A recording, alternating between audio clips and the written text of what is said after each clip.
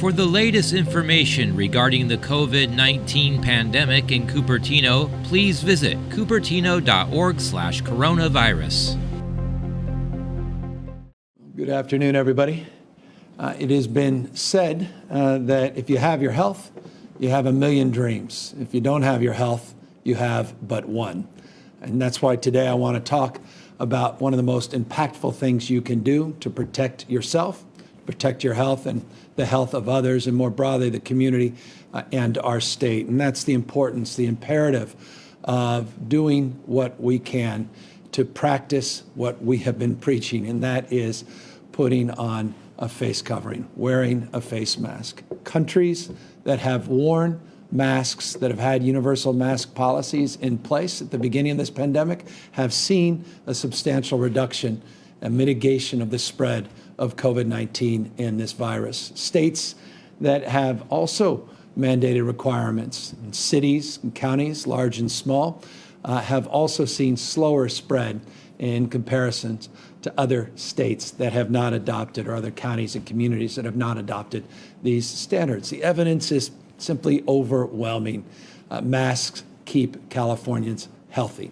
And as a consequence, we have for many, many months now, going back to the beginning of many of these presentations, been encouraging you to wear masks. Of course, the last number of weeks now, it's a mandate in the state of California, and for good reason. This slide I presented to you before is a slide that gives you a sense of how far the droplets, when you cough, go, and how far a distance those droplets can go if you sneeze. Just take a look at this closely. If you cough, droplets go about 6 feet. Even if you take a big exhale, the droplets go as far as 4.5 feet. But if you sneeze, 26 feet. So it's just a reminder of the power and potency of these masks to mitigate the spread of those droplets and to keep you healthier and keep others healthier and safer at the same time. For months now, we have been putting out PSAs, public awareness campaigns. Recently, we put out one with all of the ex-governors, and just very proud of Governor Schwarzenegger and his inspiration for this idea to encourage Governor Brown, Governor Davis, and Governor Wilson to put out a PSA. And what was notable about this public awareness campaign that we put out a number of weeks back was not only that 4 ex-governors were willing to do it, which was humbling in and of itself, but 2 representing the Republican Party, 2 representing the Democratic Party, making the point that this is not a partisan issue, this is not a political issue, this is a public health issue. We did PSAs that we put out in a very culturally competent way in many different languages all throughout the last number of months, encouraging you, back when we had the stay-at-home order more formally advanced, encouraging you to practice physical distancing, social distancing, to do the kind of hygiene that is required at this moment, and of course, wear masks. We did animations. We went so far as to, well, when in doubt, pull in the Seinfeld cast and got Larry David. If you haven't seen these PSAs, I, by the way, encourage you to take a look at these PSAs that are on the covid19.ca.gov website, or just type in Larry David PSA. And of course, you can't be an ex-lieutenant governor and not be a fan of Veep. And so we also had Julia do a video for us as well. Snoop Dogg, Kim Kardashian. I honestly could add to many of these. I can show you images of PSAs we put out, but we tried to really break the barriers in terms of breaking down, meeting people where they are by age, demographic, whether or not they're watching broadcast TV, radio, or social media, if you're on TikTok or you're on Instagram, if you're doing more traditional social media on large platforms. We tried to reach out, but we did so in more of an episodic way. We are now launching a major public awareness campaign, announcing it formally today, launching it formally today, that is much more comprehensive, much more dynamic, we hope much more impactful, to encourage people to wear masks and mitigate the spread of this virus.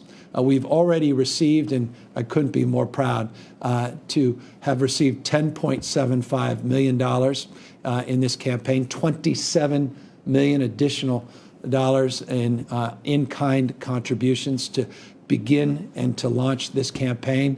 I just want to express gratitude and want to express appreciation, particularly to the CDC Foundation, the Sierra Health Foundation, the Chan Zuckerberg Foundation, to Jeff Skoll and his foundation, to Rick Caruso as an individual contributor, to Tom Steyer as an individual contributor, and to our entire Business and Jobs Recovery Task Force that helped inspire this effort and has helped organize our effort in a multidisciplinary approach. Again, radio, TV, a focus on messages that we think can hit home in traditional ways, more emotional ways, and again, in messages that people can understand in Arabic, in Cantonese, in Mandarin, in Vietnamese, and other languages, and clearly Spanish. I'll give you a preview of what this public service announcement will look like. It includes, and I'll get to that in a moment, some billboards as well, animation. But we'll start with these two very short videos. So we'll give you a sense of what you're going to start seeing on your TV screen.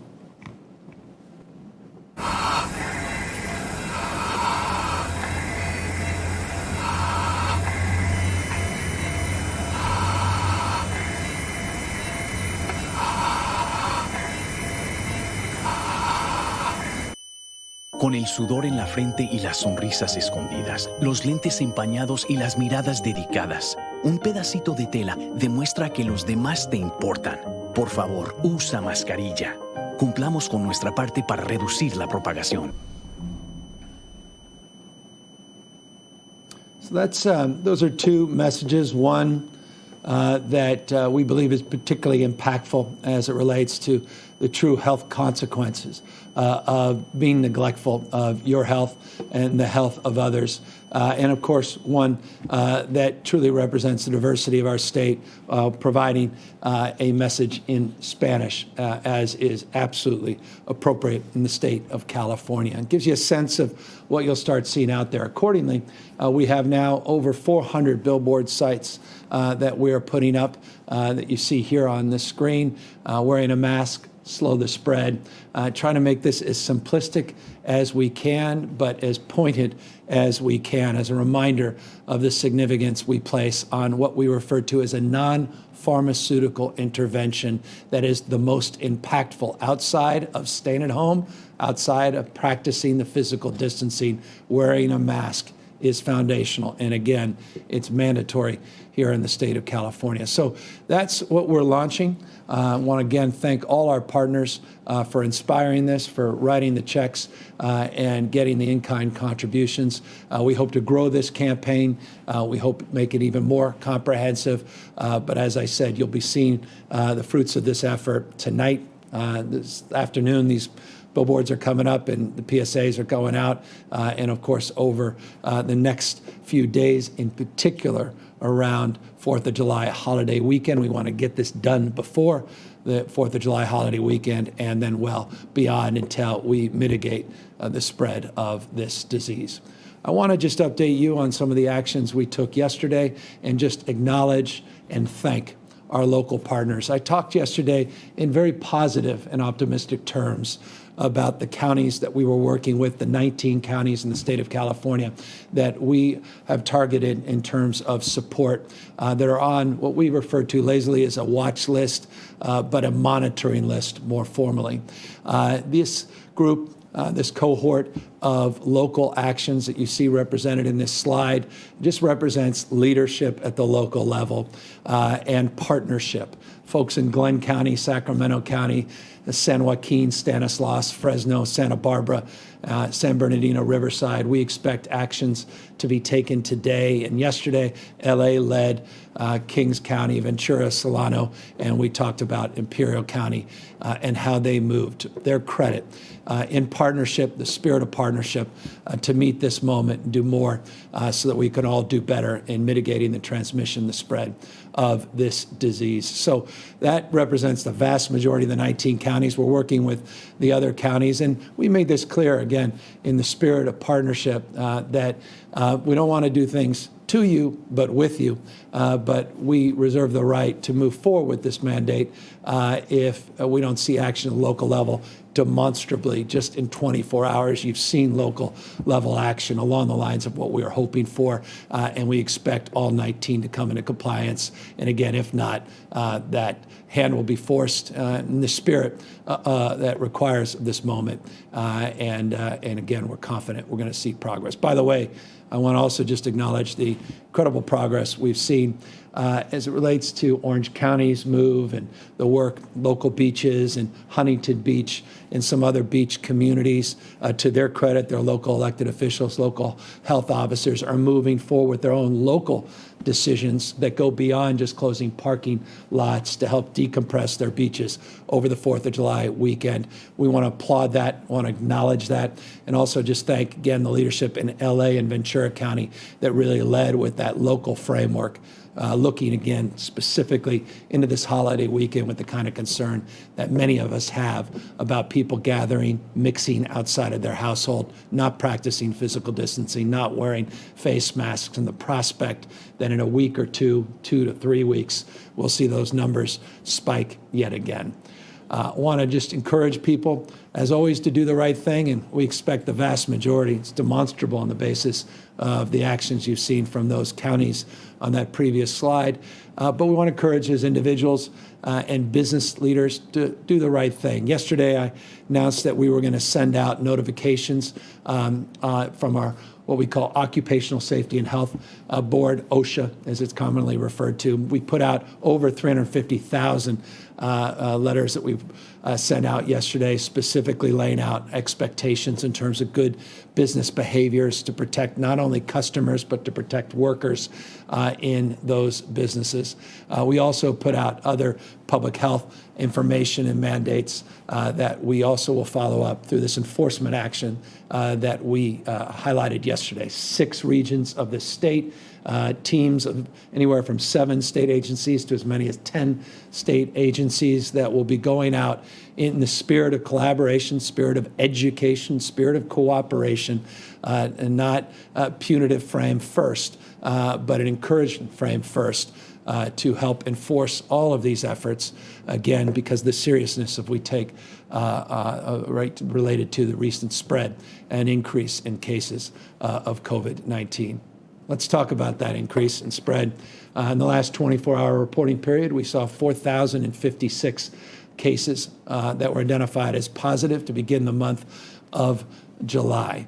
We have seen over the course of the last 14 days our positivity rate now rise to 6.3%. Again, it started 40.8%. When we did the first 14-day roll, we saw a significant decline in the positivity rate. Unfortunately, we're starting to see an increase in the positivity rate, not only over a 14-day period, but over the last 7 days, it has been 6.9%. Looking, though, at the 14-day period, I want to show you that trend line.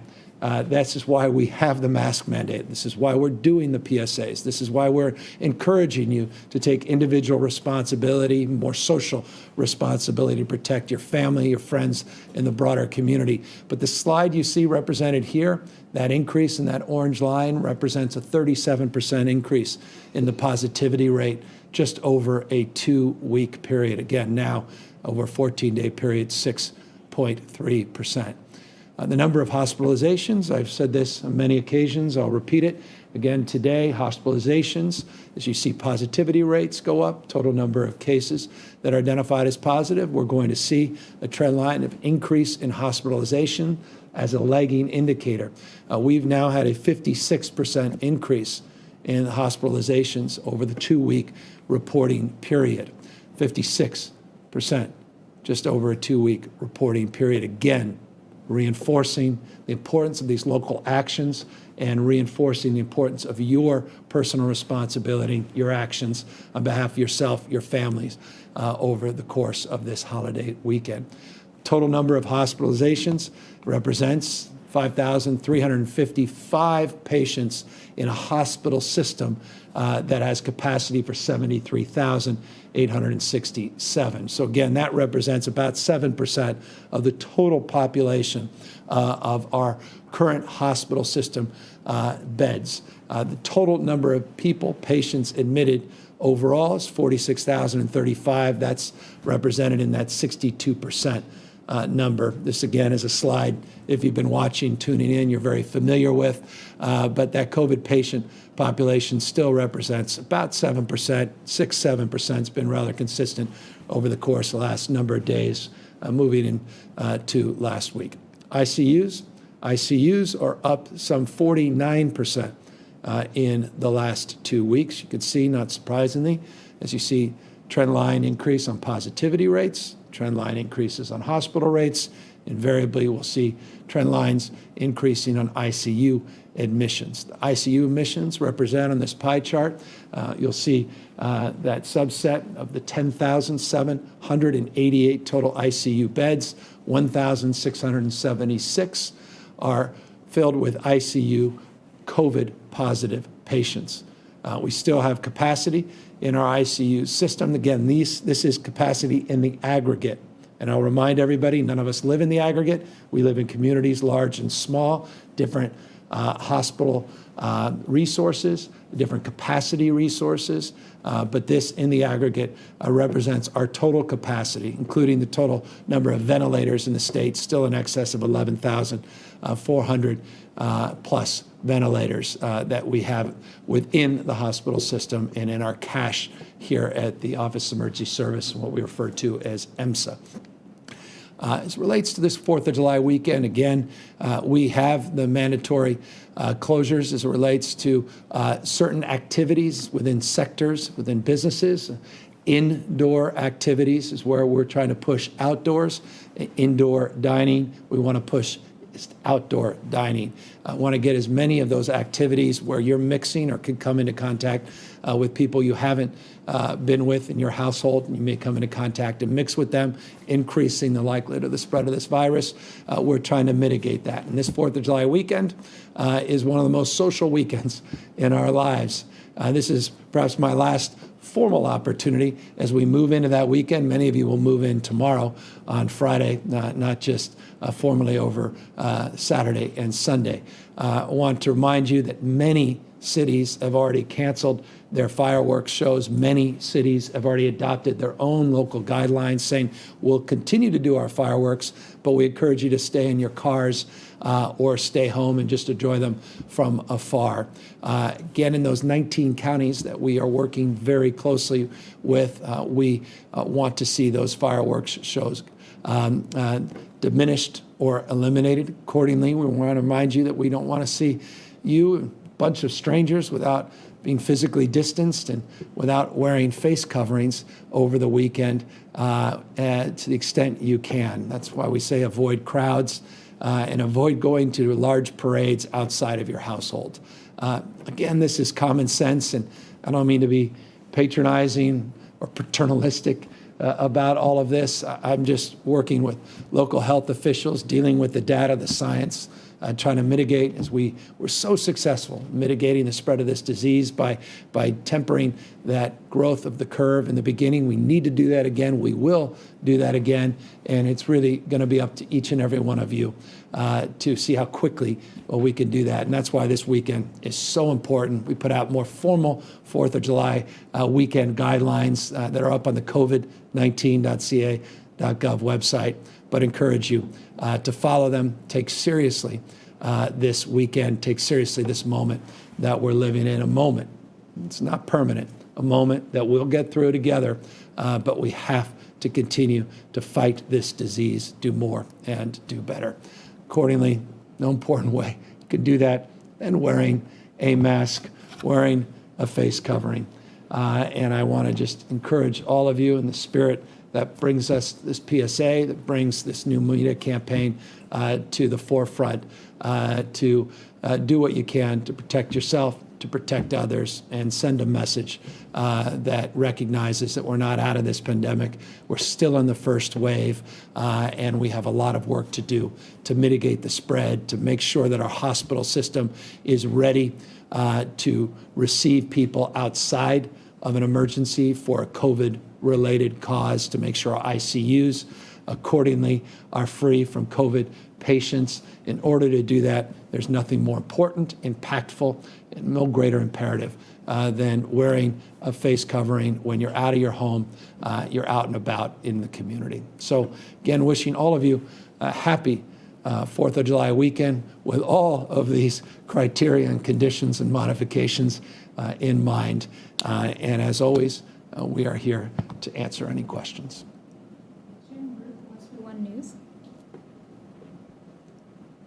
Hello, Governor. Thank you very much for taking our questions again. With all due respect, yesterday you talked about the enforcement being mostly on businesses. You're putting a lot of the responsibility, a lot of the onus, a lot of the consequences on businesses when there have been many instances of people ignoring the orders of the businesses in wearing face masks or physical distancing. So what is the harm in asking law enforcement agencies across the state to enforce in the LA County Sheriff's Department, at least in the West Hollywood area, they're going to issue tickets, $300, I think, for the first offense. So why not make that a mandate that if I was walking down the street with an open container, I'd be stopped and given a ticket? Why not if I'm walking in a crowd without a mask, I don't get a ticket? I guess I don't understand why all of the consequence and onus is on the businesses, not the individual. Yeah, forgive me if you were led to that opinion yesterday. I went to great lengths, and this is an opportunity. I'm grateful for the opportunity and the question to prompt the opportunity to repeat some of the things I said. We began by talking about a fiscal contingency that we put into place with the California legislature. Some $2.5 billion in our budget is contingent upon counties enforcing the orders that their health officers have put forward. By definition, that's an enforcement mandate that goes far and wide beyond just the issue of enforcement for businesses. I highlighted businesses because as a business person myself, I think businesses have a role and responsibility to protect their workers as well as their customers.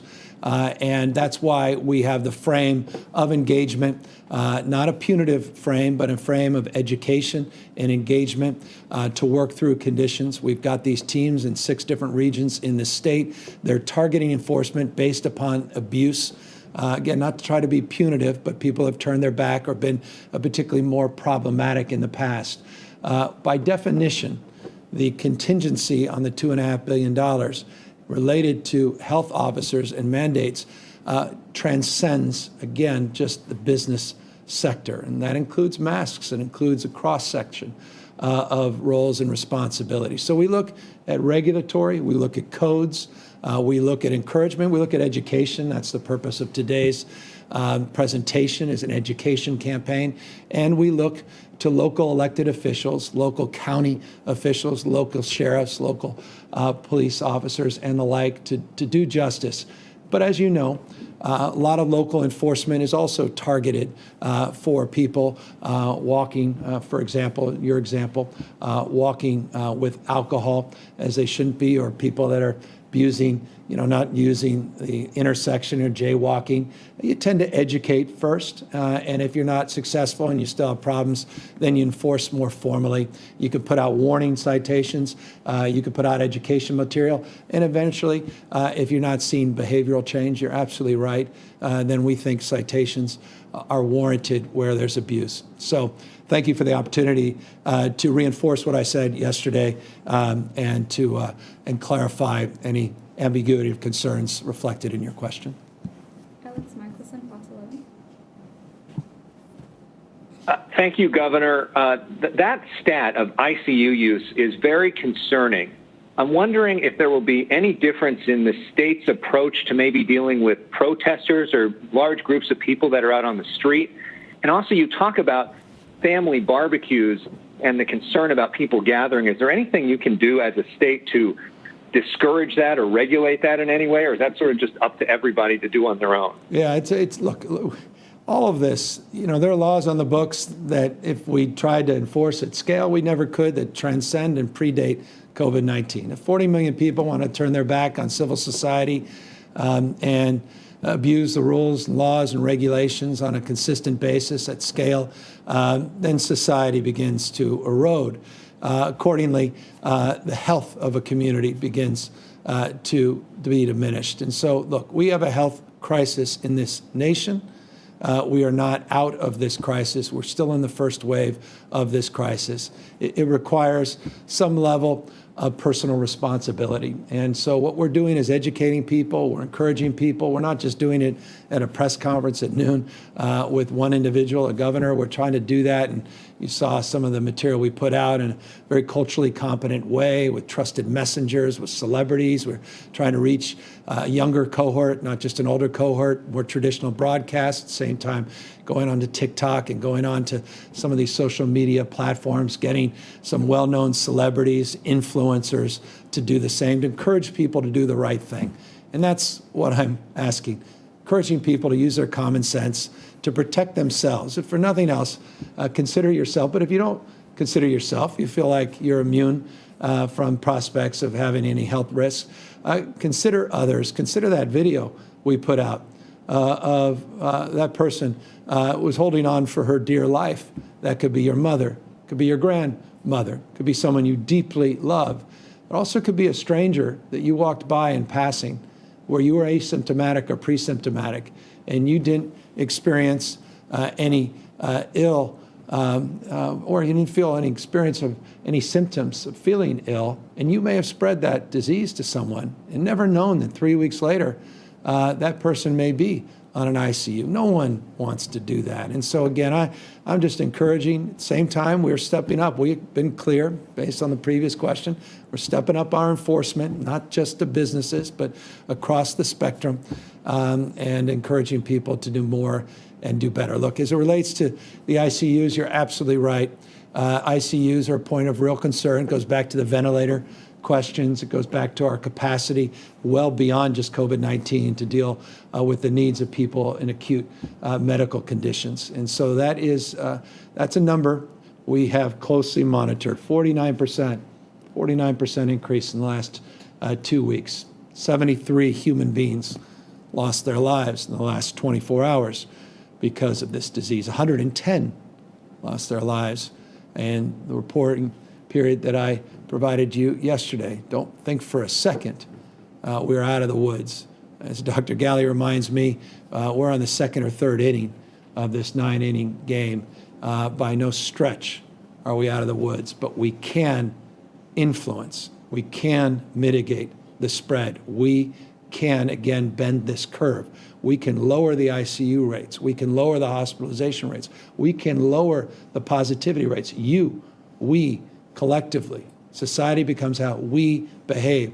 In the collective, individual acts, smart, thoughtful, not only about yourself, but about others, will mitigate this spread. Alexei Posip, SF Chronicle.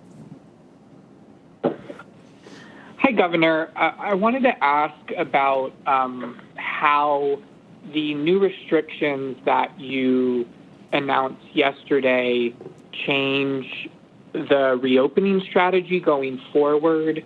Are there any lessons from what didn't work about the approach so far that going to inform any changes to how those counties reopen at the end of these 3 weeks or however long it is before that you feel they're stable enough to start reopening businesses again? Have you developed a different strategy around that? No, I appreciate that question. It's a good question, and I hope you'll see represented in today's action an example of a response to your question. More targeted education. I think the most important thing we've learned over the course of the last number of months, even in the conversations that we have, the questions and the response through dozens and dozens of these opportunities that we share together in a very public way, is so often the conversation, the questions were about when, not how. We need to have a deeper conversation about how to safely reopen. And that's what this public education campaign is all about. And that's what you're going to hear from me more and more and more. And so directly in response to your question, let us begin anew to focus on the guidelines with more intensity, more specificity, and let us do more to focus on to how we can safely reopen. We can safely reopen, but we have to change, we have to modify, and we have to adapt different set of expectations and behaviors. And if we can't socially enforce them through encouragement and education, we'll have to lean in a little bit more to further the cause of mitigating this spread. Carla Marinucci, Politico. Hi, Governor. Thanks for taking the question.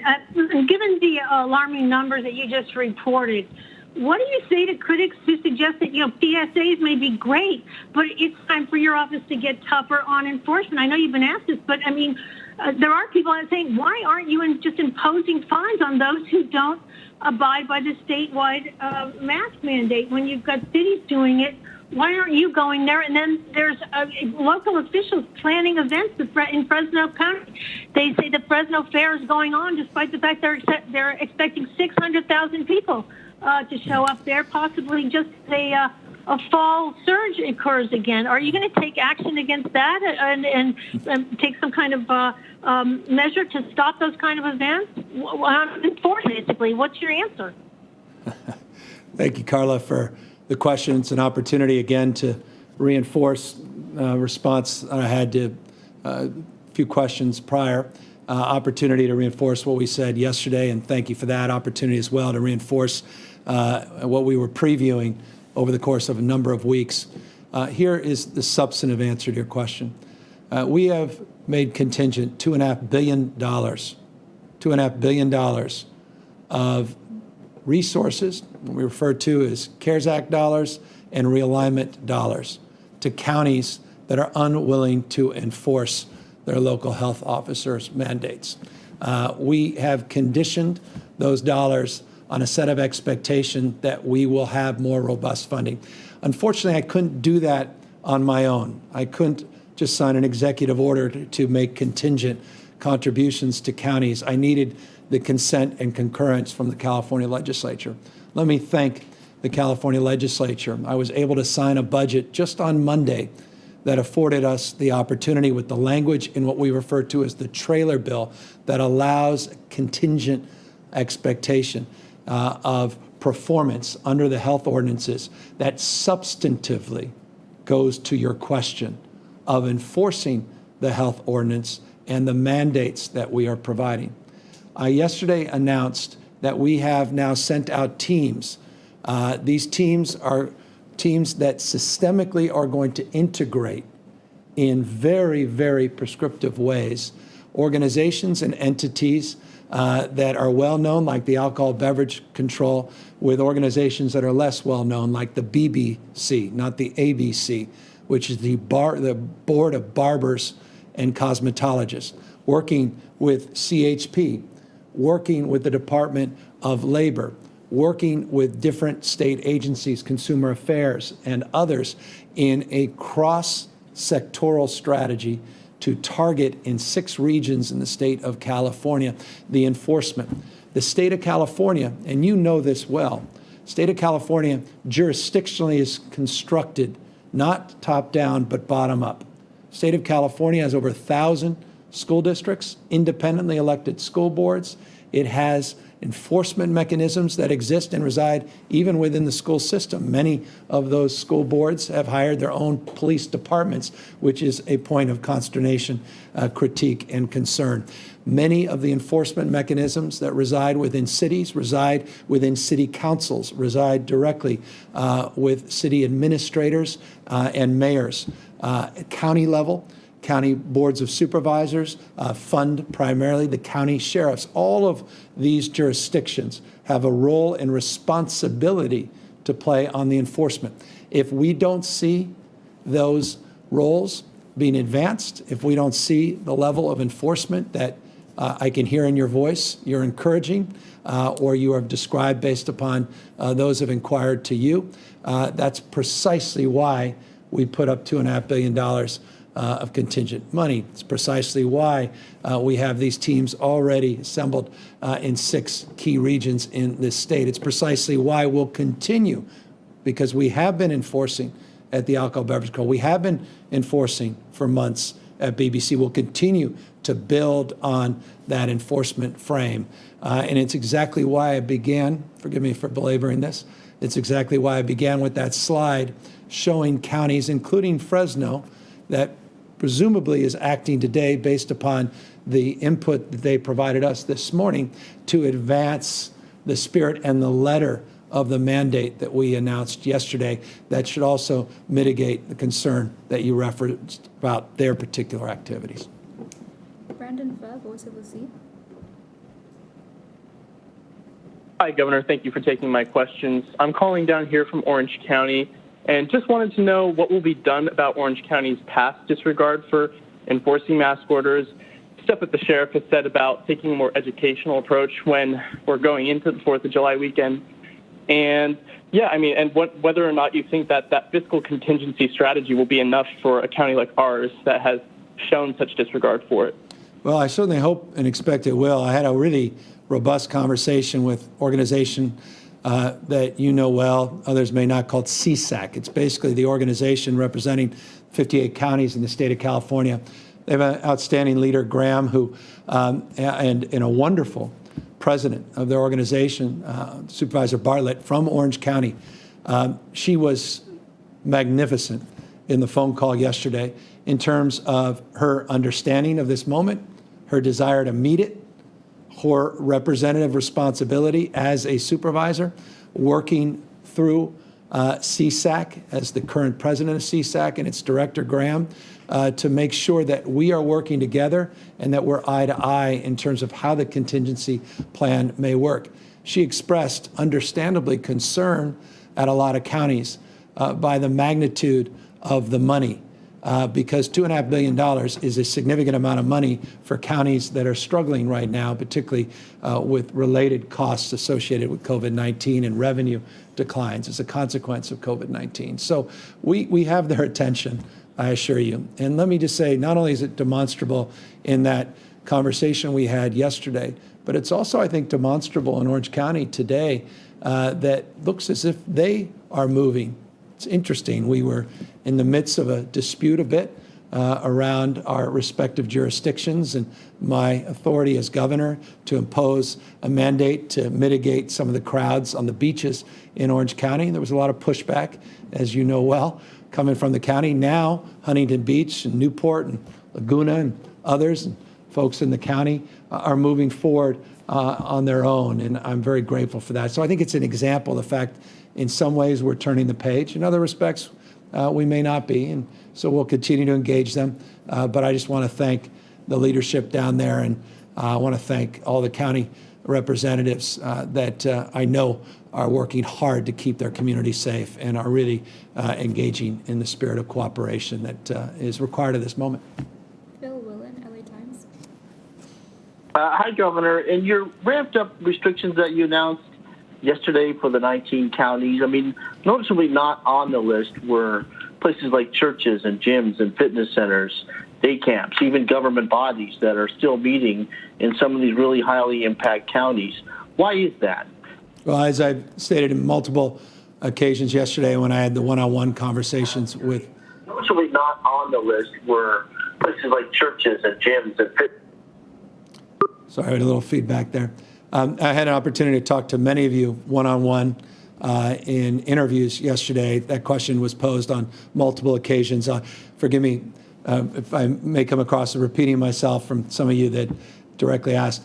We specifically put out, a number of things happened yesterday. We specifically put out new guidelines for gyms yesterday. I'd encourage you to take a look under the guidelines sections of covid19.ca.gov to learn more about those guidelines for gyms.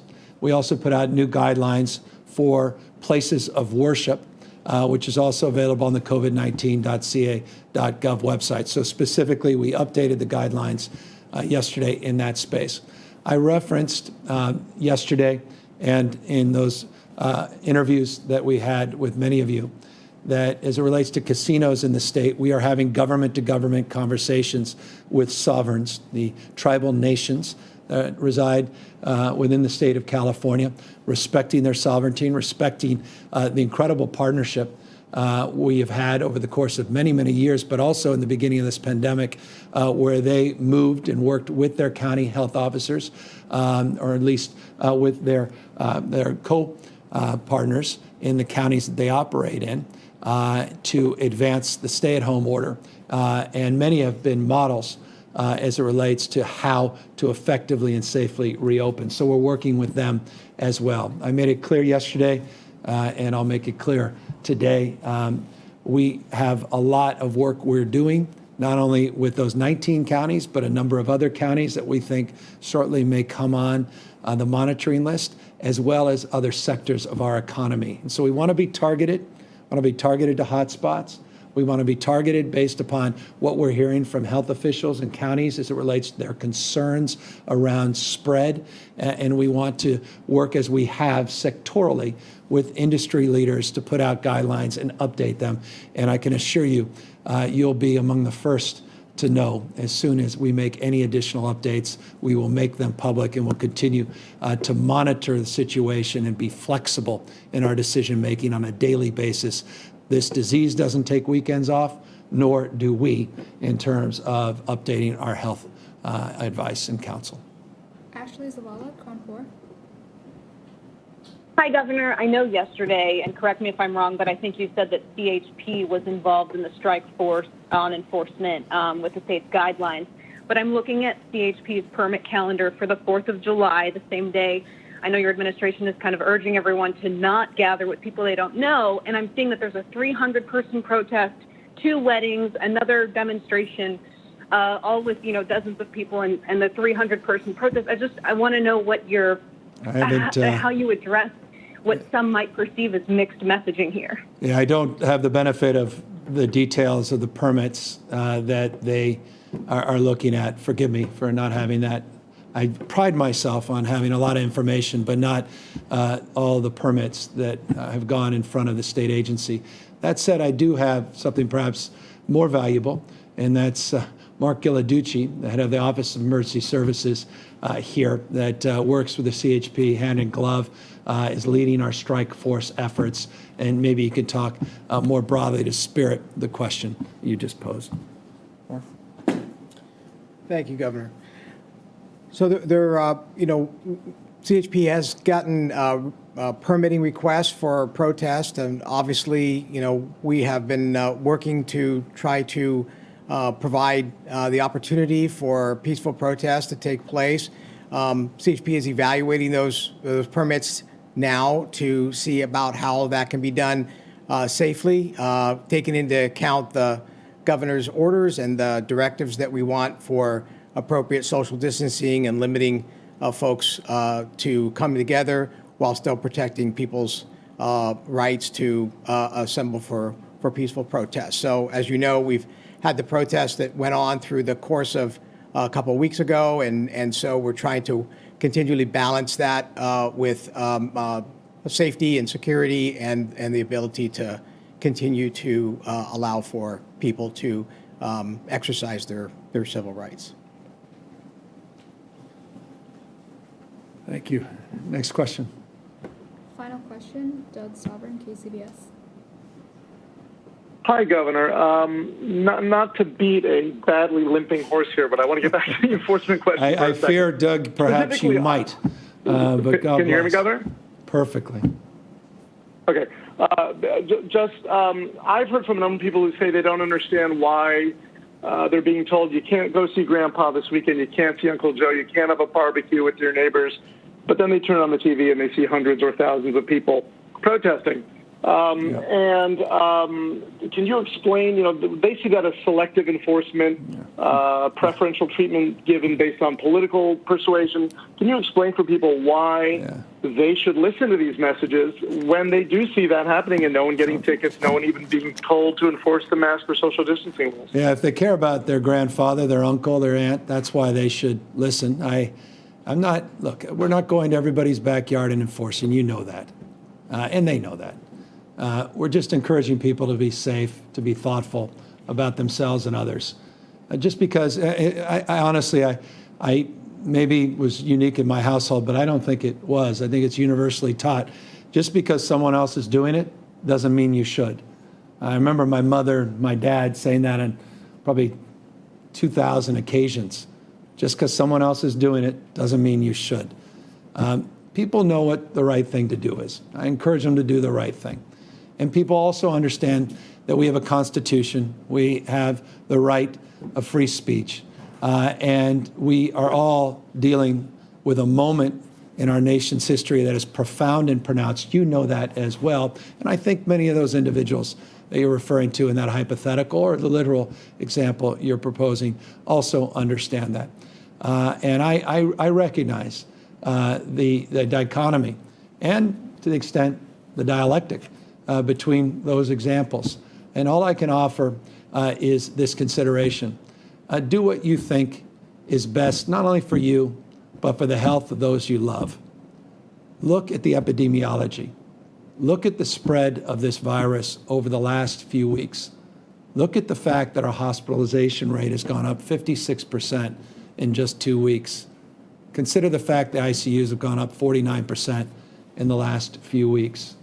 Consider that when you go about coming together, perhaps, with members of your family or strangers or neighbors you haven't been with in some time over the course of the weekend. And just consider one of those stats may be you. And if you think this hasn't or won't impact you because it hasn't impacted you, I hope to disabuse you of that based upon not only the 73 lives that were lost in the last 24 hours, the 110 the previous 24 hours, or the fact that we are now experiencing unprecedented rates of growth of COVID-19. I hope you'll be safe, not because we have the tools or capacity to enforce 40 million individuals and their decisions and behavior, but because as a community, we're capable of doing more to meet this moment and to mitigate the spread. And so I am calling on the better angels and for people to use their common sense and do what they can to keep themselves safe, keep their loved ones safe. And to the extent that we have agencies up and down the state doing enforcement, doing the kind of outreach and education, well, we are now doing that at a record scale that we've never done in the past. And we're just hoping that we'll see some modification of behavior that may have happened on the natural and the default as we not put out all this guidance, all these recommendations, and these public service announcements. So, look, thank you all for staying on message as reporters in terms of the questions, and thank you all to members of the public.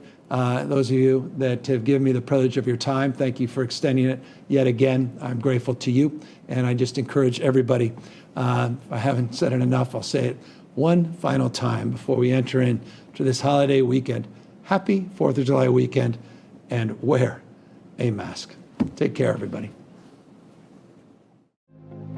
For the latest information regarding the COVID-19 pandemic in Cupertino, please visit cupertino.org/coronavirus.